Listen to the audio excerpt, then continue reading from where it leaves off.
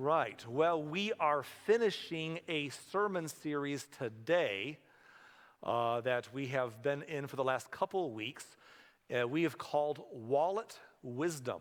Wallet Wisdom. Now, this has not been an expansive sermon series by any means. It's been very short. In fact, we have through the years, I've been in ministry, done longer series before than just 3 weeks on finances, because there's a lot to be said in Scripture about finances, and a lot more than 3 weeks can cover.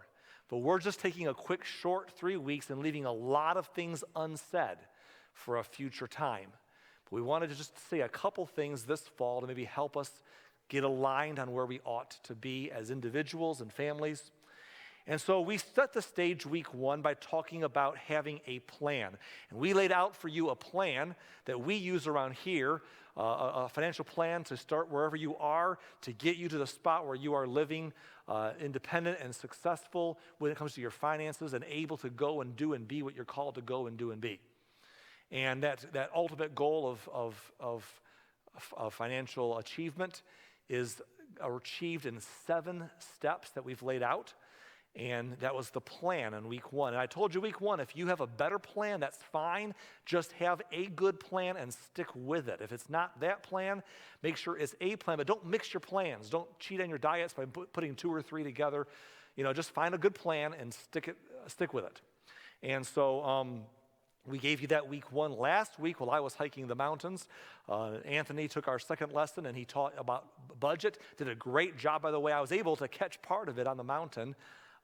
Just my signal kind of came in and out, and I tried to watch that morning, heard a couple songs and some of the sermon live, and then the rest later. Phenomenal. I'm kind of upset. We prepared this series months and months ago, and I did not know until it got closer that my hiking date would align with that week. And I know that the joke was that I skipped town because of the budget talk, but the truth is I wanted to be here because of the Coke Zero and the candy. And, I missed it all. But Anthony did a great job, and I appreciate the work he did with that. And so we talked about the budget, and we talked about the plan. And we can go for weeks and weeks longer on this topic, but we're going to wrap it up today for now and just talk about one last concept, and that is financial freedom. Financial freedom. That's what we want to have.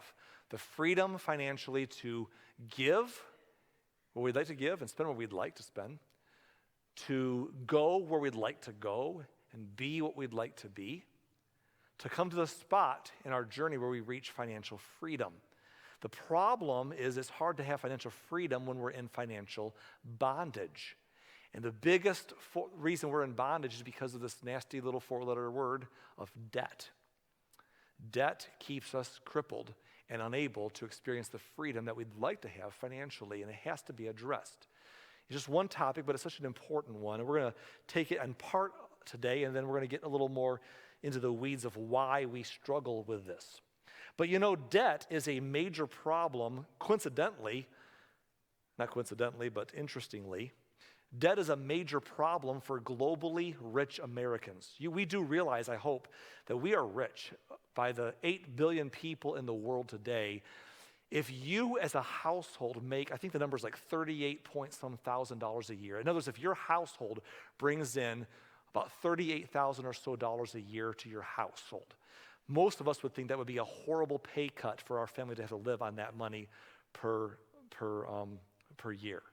But if you were to be living on $38,000 a year in your household or more, you are in the top 4% globally of moneymakers. You are doing very well. That low number, that's considered lower middle class living today. You are way up the chart in the global scheme at $38,000 a year. You're high up the pecking order. And even less than that, you're still way up there. But 4%, that's crazy, right? And the thing is that the reason we don't feel rich at $38,000 is because of the fact that we live in a rich culture. We don't live next to the people that some of you and I have seen if you've traveled, like I've had the privilege of traveling, where people have houses that aren't even really houses. They're just kind of spaces that connect to other spaces that have dirt floors and mostly roofs, some kind of walls or partial structure, marks to indicate where one stops and the next one starts, where people live. I mean, there are people in the world that live in such poverty that we don't comprehend it, or we think we do. We see a commercial on TV and we turn the channel. But the truth is that we are so rich that we live isolated from that. We don't compare ourselves to people in those plights. We compare ourselves to other rich people who have houses that are way nicer than many people have, and stuff and cars to get ourselves around in, which many people don't have, and conveniences and clothes and a wardrobe bigger than many people have. And we look at other wealthy people and say, yeah, but I don't have as much as they do. And because of that, by the standard of comparison, we are wanting more. And so because the crazy part is, though we are some of the richest people in the world, by far, we are straddled with debt and in bondage and crippling, crushing debt. And some of that's not sometimes it's just, medical debt. I think one of the things, regardless of anyone's politics, our nation needs to address for as developed of a nation as we are, debt should not be the crippling beast that it is to so many people. Medical debt should not be. We've got to figure out the medical issues in our country and the cost of it for sure. And that might mean some changes that some of us don't want to make, but we've got to figure that out at some point. However, apart from that kind of uncontrollable crisis, a lot of our debt is self-inflicted. We have national debt, our nation's in debt, and our national citizens are in debt to high numbers, high dollar amounts. We are not fiscally responsible with our wants and how we finance what we want. And because of it, we are so far from experiencing financial freedom. Now, as we've said the last couple of weeks, the scriptures have a lot to say about money, and that includes the dangers of debt. We won't look at all the verses. I will reference one because I can't help myself. That's not on the screen. But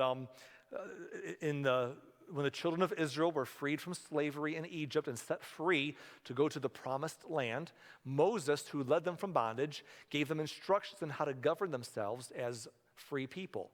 And one of the things he told them was, don't be borrowers. If anything, be a lender, but not a borrower. And he said, don't be the tail, be the head.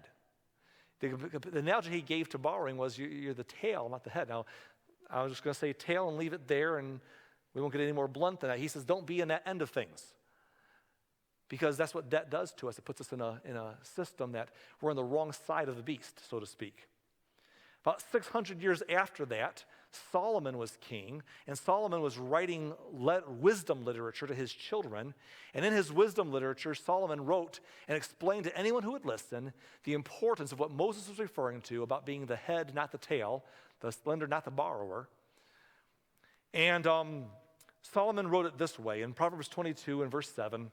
He said, just as the rich rule the poor, so the borrower is a servant to the lender. And that word servant is understated, if anything, in this translation. The word is actually bond servant or bond slave. That the borrower is in servitude to the lender. And that they become a master. And that's true on any level. Whether you have borrowed money from someone's cousin Vinny, who's going to break your fingers next week in the back parking lot if you don't pay up, or whether you owe somebody else who could garnish your wages or come after you another way. Thank the Lord we don't live in times when they put you in debtors' prisons anymore. But there's a lot of ways your life can be impacted and come after by your creditors and your lenders. And Solomon said, just as the rich rule the poor, so the borrower is a servant or a bond servant to the lender.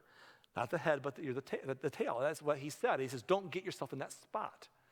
Now, he wanted his children to have a better life, one of freedom financially.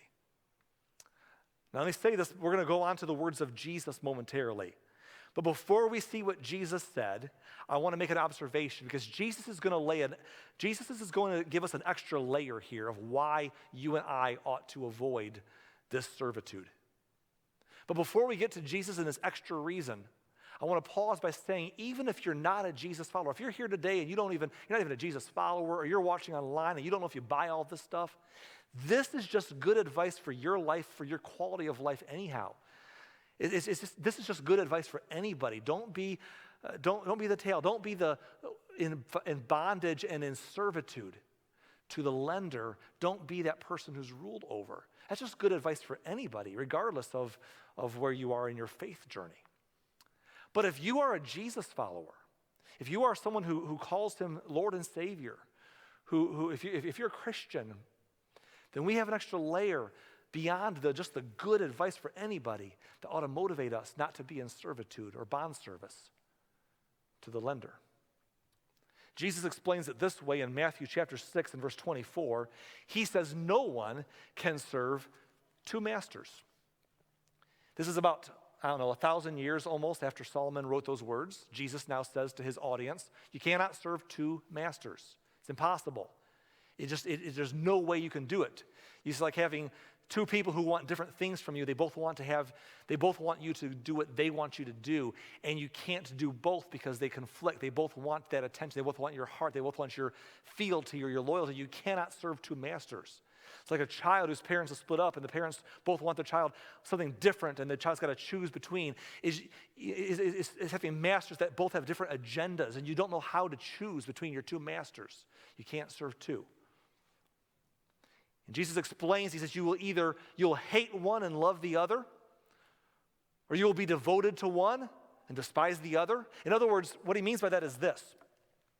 When he says you'll love one and hate the other, what he means is that when you're loyal, when there's two people who are calling for your loyalties and they have conflicting desires for you, you'll feel pulled in two different directions. And what will happen is you will have to choose one or the other. And what will happen is not only will you have to choose to love one or be devoted to one and despise the wishes of the other, but you'll also be in a spot where you will grow resentment towards the decision you're forced to make. You'll grow resentment towards the one who's pulling you the way. You'll choose to follow the one, and you'll be resentful towards the other one for making you feel bad because you can't do both. And Jesus explains it this way. He says you cannot serve both God and be enslaved to money. The same wording that Solomon was using about being a bond servant to your lenders, he says you cannot do both these things. And when we see that word money there, we just think of money, and many of us feel like, oh, that's not my problem. I'm not enslaved to money. I don't serve it. It's like Paul said to Timothy about the love of money is the root of all evil. I don't love money. I don't even have any money. See, that's not my problem. I don't have money. I'm not enslaved to it. I'd love to have a little bit of it. But it's not referring to just having money. We think of this idea as being Ebenezer Scrooge from the Christmas Carol with large checks of money on his table, and he's like, ooh, my money, bow to my money. We think that's what this is referring to. But it's not. The word money there is actually a bigger word than just money. In fact, if you have an old King James translation, you might have seen the word translated as mammon. Mammon. How many of you use the word mammon lately in your everyday life? Hey there, pal. You got the mammon to cover this Starbucks today? I mean, mammon, what does mammon mean? And the idea of that word is bigger than just money. It refers to the things that money can buy. It refers to materialism. Because see, what money ultimately is it's a tool to get stuff. And you cannot serve both God and be enslaved to stuff, to the things that money could buy, to mammon, to materialism. You can't do both. So Jesus is saying, look, apart from all the other reasons about just your own freedom and not being the tail and not being in servitude to the lender, just you cannot be a Jesus follower and call yourself him your Lord and Savior and trust him with your life and follow his direction for your best life and have another master that you're loyal to, which is the thing that controls you because you're in bondage to money and to the indebtedness that comes from leveraging money you didn't even have to get more stuff you got to have. You just can't do it all. The problem is our love of money, and more specifically, our love of the things that money can buy. The problem is that no matter how much we have, we can always have a little bit more. And there's always someone around us who has more. And again, we don't compare ourselves with the 96% of the world's population over which we are doing great. We never sit there and say, wow, I don't have a dirt floor. Woo, I am rich. I'm awesome. I don't need anything else. I could downsize my house, bless God. We don't think in those terms. We look at someone next to us and say, well, if I had what they had, I'd be a little happier. If I had a house that big, I'd be a little more fulfilled. If I had a car that nice, if I had clothes like that, if I could enjoy that perk. And so we always end up keeping up with the Joneses. You know the problem is? The Joneses aren't any happier. They're busy trying to keep up with the Smiths. I guarantee everyone in this room, you know somebody, probably almost all of you online watching today, you know somebody who has more money than you do and is perfectly miserable. You probably know somebody who has a lot more than you have, and their marriage is bad, their family's a disaster, and they personally have struggles, or maybe addictions and other things. They have a lot more than you have, and they're a hot mess, and they're miserable.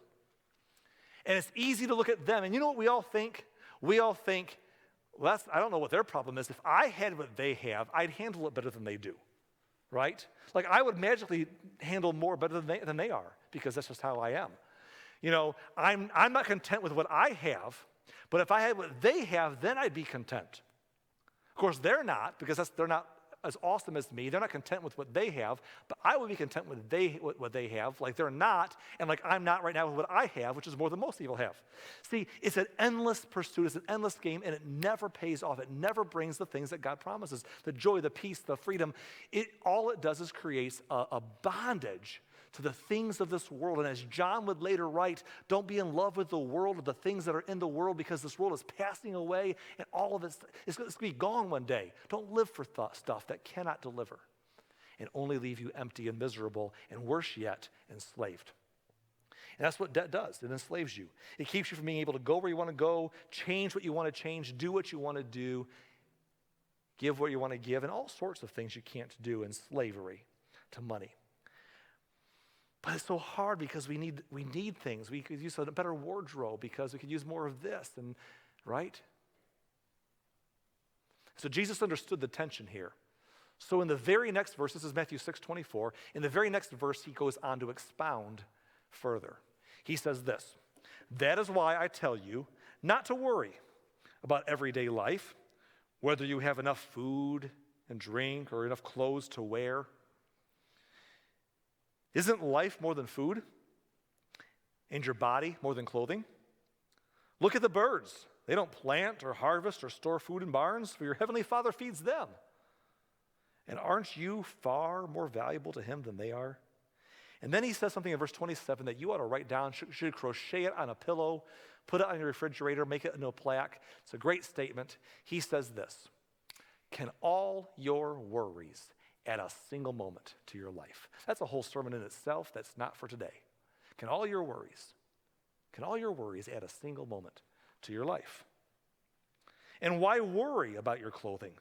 Look at the lilies of the field and how they grow. They don't work or make their clothing. Yet Solomon in all his glory was not dressed as beautifully as they are. And if God cares so wonderfully for wildflowers that are here today and thrown into the fire tomorrow, he will certainly care for you. And then Jesus asks a question that every one of us needs to wrestle to the ground in our own life. He asks, why do you have so little faith? Why do you have so little faith? That you would serve God instead of stuff, materialism, money. But you just don't know that you have faith. That God is, if you follow God, it will work out. If you trust in God, it will all be okay. Why do we have so little faith? What is it about us? What do our eyes get stuck on that pulls our hearts from trusting the Lord? Then Jesus wraps up this big idea by saying something so impactful. In verse 31, he says, so don't worry about these things. Saying, what will we eat? What will we drink? What will we wear? These things, don't miss it now, these things dominate the thoughts of unbelievers. Back to that question he just asked a moment ago, why do you have so little faith? That when we who call ourselves Jesus followers, Christians, live in such a way as to lack faith in God's ability to care for us and are controlled by things and accumulating stuff and more stuff and all that, we are letting the things that dominate the thoughts of unbelievers dominate our thoughts as well. They ought not be so. These things dominate the thoughts of unbelievers, but your heavenly Father already knows all your needs. And then he makes another statement that ought to be written down and saved and memorized. He says, seek the kingdom of God above all else. And live righteously. And he will give you everything you need. There are so many directions that verse can take us, so many directions of application to life beyond what we're discussing today. We'll come back to it another time. But he closes by saying in verse 34, so don't worry about tomorrow, for tomorrow will bring its own worries. Today's trouble is enough for today. Now, here's the thing. One of the most important, when we read those verses, let me say this. When we read those verses, we have to understand how those verses apply is different depending on your situation. For example, if there are people in the world today who are worried, where will lunch come from? They don't have clean drinking water. Will they find any? They have no way to get food. They are worried about supper. Will there be supper tonight? Will they go hungry until tomorrow? And those verses are so impactful as God says, hey, don't worry. Just look at me. Trust me. I'll take care of you. But those verses are impactful to someone in that situation very differently than they are you and me in rich America. Because I don't care how bad things are for you, you're not worried about where lunch is coming from. You're more worried, will I shut up fast enough to get you home to lunch in the ball game, right? Because we got that covered. We might make bad decisions to get lunch. We might not, we might spend what we shouldn't spend to get a nicer lunch because we don't feel like, doing the other thing. But we're going to eat today.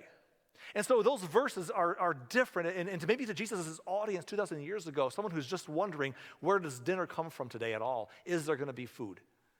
It's one message.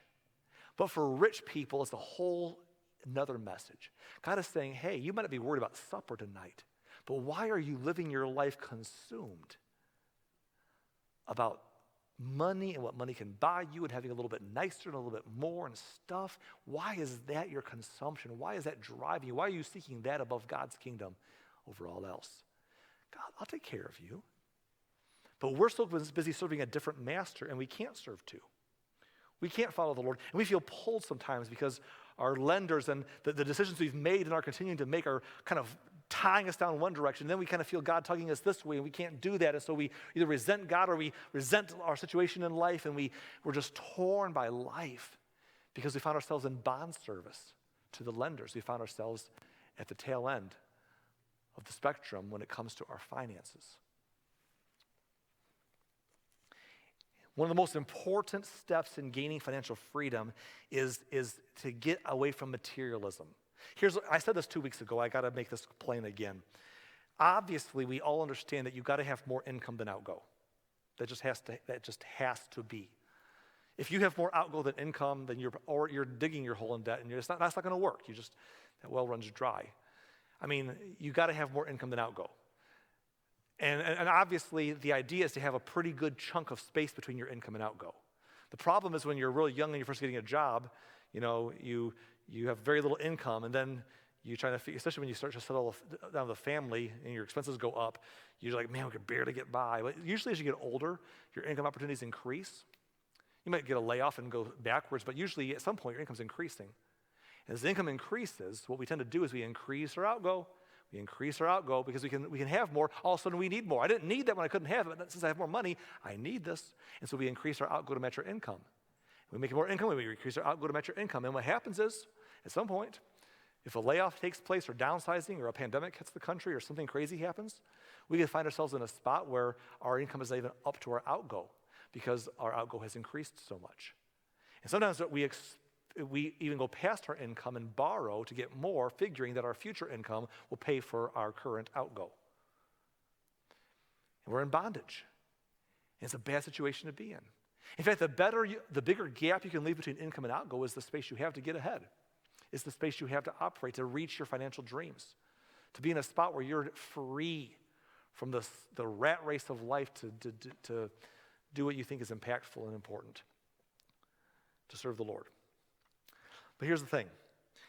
The problem is materialism. And I've always believed firmly that the antidote for materialism is minimalism. Now, if you've been around me long enough, you've heard me preach about minimalism for a while. I did a whole sermon series in January and February of 2019 on minimalism. You can go back and find that somewhere, I'm sure. But here's the thing. Minimalism is a good idea. We talked about simple living. And minimalism is a good idea because saying no to materialism is hard. Telling people to stop being materialistic in America is very difficult because we are advertised to all of the time. You go home today, your TV commercials are advertising to you. The billboards on the sides of businesses and the sides of the street are advertising to you. We are a consumer-driven culture. Spend, spend, spend, get, have. And trying to say, stop being materialistic is like telling me to stop eating the chocolate cake that's sitting on the table. Like if there's chocolate cake on the table and you're like, see that cake right there? Look at that cake. See that cake? Uh-huh. Don't eat that cake. Okay, I won't eat that cake, but I want the cake. No, look at that cake. Don't I see the cake. Don't eat the cake. You know what? I'm going to eat the cake. What I need someone to do is take the cake out of the house, dig a hole somewhere that I don't know about, bury the thing, come back inside, and never let me see it again. Because as long as it's sitting right there, I'm staring at it, I'm going to be like, I shouldn't eat the cake. I'm going to eat the cake. Right? And you understand what I'm saying. The problem is saying, stop being materialistic. We're consumed by it. We've got to get our eyes on something else. We've got to be countercultural. In fact, I believe with all my heart that Christians are called to be countercultural. And I grew up in a culture religiously where countercultural was a weird definition. It was about, weird standards that weren't even biblical. I think where we should be countercultural is our love of money and materialism. That we should have our trust in God and not in things. That's where we should be countercultural. That we should look at this rich society we live in and say, instead of trying to resist materialism, I'm going to embrace minimalism. That I'm going to acknowledge the fact that the average American house is 3 times the size of the average American house in the 1950s. 3 times the size. And there's not a bigger families living in them, but we still can't fit our car in our garage because of the extra stuff and all the clutter that's in the pathways. And sometimes an off-site storage unit that we put stuff that we store and pay extra money for someone to store our stuff. And we have things upon things upon things, and we have interest, and we got to have more of that, and we don't want to let go of that. And we just got to change our mindset, or one day we're going to get old, or something's going to happen, or we're going to die, and someone's going to come along, have to sift through all of the stuff that we valued and say, where did all this garbage come from, and how can we burn it to the ground and get rid of it? And I think that it's time that Christian people don't live our lives, and that's our legacy we leave behind. We should move to minimalism and live a simplistic life so we can fight against the war that pulls us towards materialism and pulls us to a wrong master so that we're free and nimble enough to do whatever the Spirit of God puts in our life to do with our lives. It's hard to do when you need to take every penny you have to pay this off, to pay this back. When you take the time that you want to take to be every spare minute of your time working to dig out of this. If you can be free from that, you could be free financially. But minimalism is a key. Anthony Curtis and I work on these sermons together, and he sent me a quote yesterday that he saw that he wanted me to consider. I wrote it down in my notes here. Not wanting something is as good as having it. The problem is we want so much. Now, I can go on and on about minimalism all day long. It's a passion topic for me. I'm going to give you 2 book recommendations today. If you want to take a picture of these with your phone, or if you're watching online, you want to take a screenshot from home, or if you are writing things down in your notebook, I'm going to give you 2 book recommendations today before I give you some practical tools about debt. 2 book recommendations about minimalism. I'm a firm believer in this, and I could go on and on and on. But if you're a reader at all, and you would let me speak into your life, and you would give me the grace to tell you a book to consider reading, I hope you'll read one of these 2 books. Both are practical, but one is also inspirational as well as practical. I like it better. That's called The More of Less. The More of Less is by Joshua Becker. Joshua Becker was a pastor many years in the Northeast, and his life was changed one day when he came to realize that he was stuck in a spot. Some things happened at his house one day during a holiday weekend, and opened his eyes, and God brought him on a journey to be free from the rat race and to move towards minimalism. And Joshua Becker is now a coach in these ways, and he's just, I follow him and a lot of things he says in social media as well. His book's phenomenal. The More of Less by Joshua Becker. Get this book and read it. It could change your life. Another book, if you want something more practical and less less inspirational. This is both, by the way, but this next book is just basically just the bones, just practical, but it's phenomenal. Francine J. wrote the book called The Joy of Less. Either of these would be phenomenal reads that could get your mind thinking a different way, a little countercultural. And I would hope that if anyone here listening online or in person would take one of these books, The More of Less or The Joy of Less, and read them and get excited about them, it could change your life for the better. Because it's where you'll find the gap between your income and outgo that can allow you to leverage your future in a better way. Now, I want to use something real practical before we're done. So here's the thing, we talked about debt. The debtor is in bond service to the lender. How do you get out of debt? Now I'm going to give you a practical tool here in just a moment on the screen. Before I do, if you only possess one debt, the simple answer is this. If you only have, let's say, a car payment or one credit card or a student loan debt, that's all you have is one debt. Obviously, find that margin between your income and your outgo and dump every last penny into that debt like a crazy bulldog until it's paid off. Get it gone, get it behind you, move on. However, most people who are in debt have several forms of debt. They may have 3 or 4 or 5 or 6 or more forms of debt. And the question is, if I have multiple kinds of debt, how do I get out of them? And a lot of people make the mistake of trying to tackle all these debts the same way. What we're going to teach you in a moment here is what we call the debt snowball method. But before I get into that, what I want to say to you is this. Let me use a different analogy than debt snowball. Let me use the firearms as an illustration. A lot of us, when it comes to our debts, we take our debts and we put them on a bulletin board of all the things that we got to pay off. If we have a little extra cash left at the end of paying off our bills, we put the extra cash into our shotgun and we aim it at our bulletin board full of different debts and we fire and kind of scatter a little extra money to everybody. We figure if every debt we have gets a few extra dollars, they'll all be so grateful for the extra payment, they'll thank us and write us notes. And we'll get ahead. And that's the absolutely worst way in the world to get out of debt. Don't put your extra cash into a scatter gun and throw a little bit of it at a bunch of debts. You'll never get out very fast that way. What I want to teach you to do is if you've got multiple debts, to put all of that extra cash into a high-powered rifle, aim the sights at one particular debt and kill that thing before you move on to anything else. And you do that by using what we call the debt snowball. And let me give you an example of what that might look like here on the screen. This is a person who has 5 debts. They have a bill due to something called diagnostic. They have a hospital bill besides that. They have a Menards card, a Visa card, and a car loan.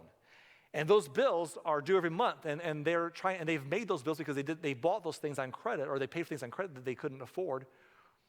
And now they're paying payments with compound interest, which is one of the wonders of the modern world is compound interest, right? It just works amazingly for you or amazingly against you, and it makes you, well, as Moses said, it's pretty bluntly, it's not where you want. You want to be on the wrong side of this thing. But we are. This person is on the wrong side of compound interest. And the problem is that they have minimum payments. I had to do this last service. I think it was like $553 added up of minimum payments. Between their car loans minimum payment and the Visa card's minimum payment all the way up, there's about $550-ish of minimum payments due every month on top of their regular budget. And they're tired. They'd love to have $550 of free money and not going to minimum payments that are just barely denting their debts slowly over 1 billion years. How do you get rid of it? Well, you don't take a few extra dollars you get and scatter a little bit to each person. You clobber each one with a high-powered rifle. You use one at a time to get a debt snowball going. So, in this example, this person's going to take any extra money they have, and they're not going to put a little extra to the car loan or to the Visa card or Menards.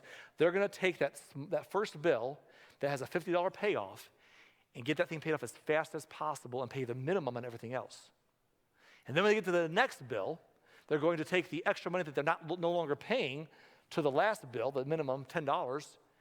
They're going to take that $10 plus any extra money that they have and pile that onto the next one and knock them off. And here's the thing. A lot of people can find margin in their life. But let's just say that you're so broke that you're like, man, between my bills and my minimum payments, my debts, I have 0 extra dollars to get out of debt. you just got to you got to find a little margin at first. So we wrote garage sale in here, eBay, whatever it may be. Find that little extra money to get started. I joked a couple weeks ago, I said, I said, sell a car, sell a kidney, sell a kid, whatever you have to do. Don't do any of those things. But here's the thing, maybe the car, but here's the thing. This person finds extra money. And in our sake of our illustration, they have enough money to pay their $553 of minimum payments, but they have a garage sale and they raise $40 extra. They don't send a few dollars to each of their debtors, extra beyond their minimum payments. They simply pay the minimum payment as they're used to doing in their budget, and they take the extra $40 on top of the $10 minimum that they have set aside for the diagnostic bill, and they pay that baby off immediately. And again, this is a person who had to have a garage sale because there's no spare money.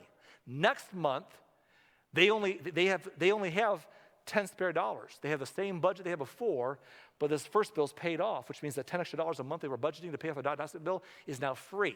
They don't send it to the car loan or the Visa card. They add it to the $38 minimum payment to the next bill, which is their hospital, making it a $48 payment, and pay that thing off faster. And when that thing's paid off, they don't pay the extra money per month that they have freed up to all their loans. They take the next one, which is their Menards card, and they have the $45 minimum they always send them, plus the extra $38 from paying off the hospital, the extra $10 from paying off the diet. Now they pay $93 to that bill, and they let that amount grow and grow and grow until they roll each one down until they're all gone.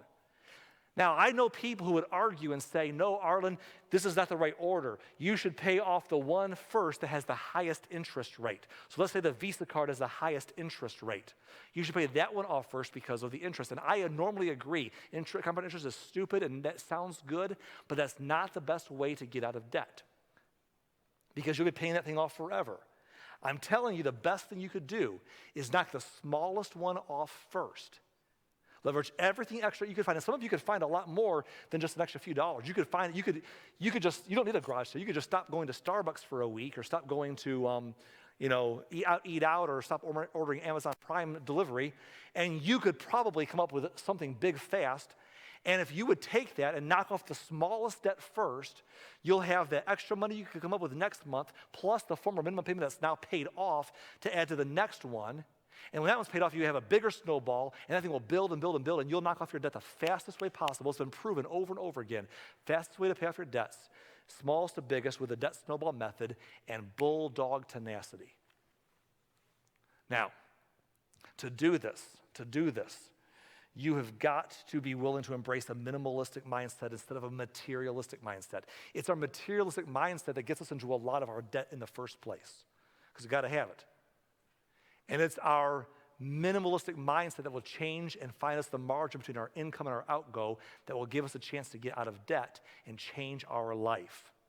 No matter where you are in debt or wrestling with the idea of minimalism, there's one thing we can all honestly do to honestly assess where we are, and that is this. You need to see what you're spending. I said this 2 weeks ago, but I'm going to say it again. You need to see what you're spending. Don't be oblivious to what's going on. You need to take a look at it. I bet you for most people, if I said, where are you wasting the most money, off the top of your head, you'd probably get pretty close. You'd probably say, oh, Amazon Prime's killing me, or it's eating out. I know it's eating out. You probably know, whatever it may be, but don't just have a good idea. You need to go down to the dollar and penny and know how much in the last month you spent doing that. Over the last year, or extrapolate that if that was 12 months worth, what would a year look like? Say, well, Arlen, if I look at those numbers, if I see what I'm actually spending, I might get depressed. To which I would say, good, because we need to be shook into some reality to change our life. You got to look down sometime and realize, your arm's on the ground, it's not a flesh wound. Monty Python was wrong. It's really a problem. You got to see what's happening and see what you're spending and fix it. So take a look. Now, track your expenses, and it may surprise you. But my favorite cartoon growing up was G.I. Joe, and G.I. Joe used to always close the show by saying, now you know, and knowing is half the battle. Isn't that good?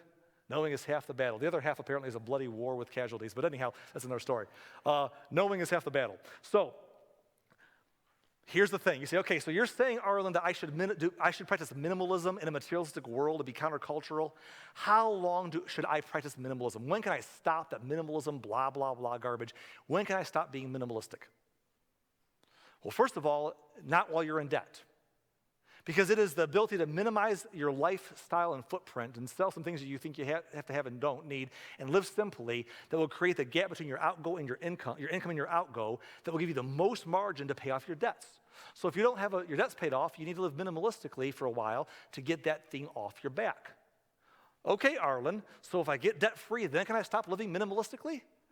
No, because now you need to have 3 to 6 months of living expenses set aside in case you lose your job, you get laid off, a pandemic hits the world, and you have nothing to do, and you're not going to starve. You can still eat and live indoors because you set aside 6 months of expenses, right? Remember the baby steps? The baby steps are important. Okay, fine, I'll do that. Then can I stop living minimalistically?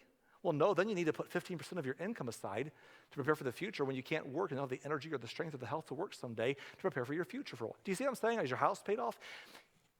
Are you young and don't have a house yet? If you're young, don't get into debt. Skip the first couple steps and figure the future out.